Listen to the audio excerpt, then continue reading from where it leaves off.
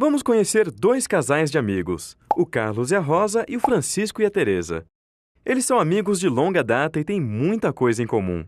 Para começar, trabalham na mesma empresa e, como exercem mais ou menos as mesmas funções, recebem salários praticamente iguais. Além disso, eles moram na mesma rua e em casas do mesmo tamanho. Mas uma coisa é bem diferente entre os dois casais.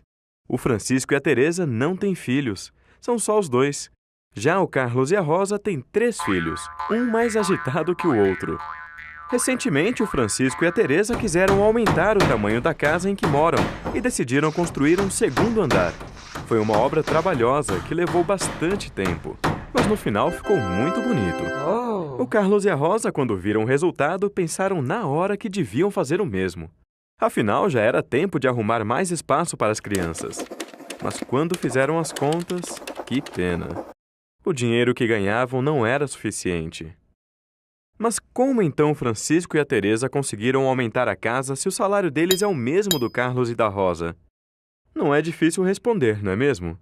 O Carlos e a Rosa têm 3 filhos. As despesas deles são muito maiores do que as do Francisco e da Teresa.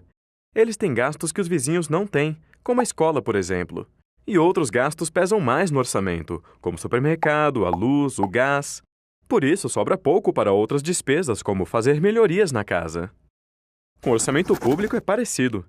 Apesar de arrecadar dinheiro com a cobrança de tributos, o governo não pode gastar esse dinheiro como quiser. Existem algumas despesas que são obrigatórias, que o governo não pode deixar de fazer. É o caso do pagamento da dívida pública, dos salários dos servidores, das aposentadorias, de benefícios como o auxílio-maternidade e auxílio-doença, das transferências que a Constituição define para estados e municípios, entre outras. Quando essas despesas obrigatórias aumentam muito, sobra pouco para fazer outros gastos que também são importantes para o desenvolvimento do país, como o financiamento de pesquisas científicas, a melhoria do ensino, a modernização de hospitais, a construção de estradas. Esses gastos que são tão importantes, mas não são obrigatórios, têm um nome esquisito. São chamados pelos especialistas de despesas discricionárias. O que acontece com o nosso orçamento público é exatamente isso. Os gastos obrigatórios deixam pouca margem para as outras despesas, que são aquelas em que o governo pode decidir o que fazer. E aí fica como um cobertor curto. Se a gente esquenta a cabeça, esfria os pés. Se esquenta os pés, esfria a cabeça. Para aumentar esse cobertor, ou seja, para ampliar as despesas discricionárias e investir na infraestrutura do país, é importante calibrar bem as despesas obrigatórias e garantir a aplicação eficiente e eficaz dos recursos que sobram.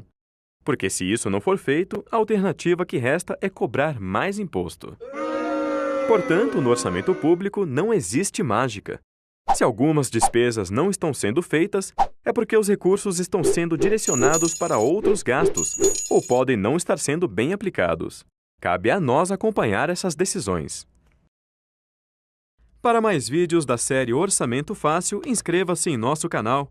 E se você acha que outras pessoas também deveriam aprender mais sobre orçamento público, curta o vídeo e compartilhe com seus amigos.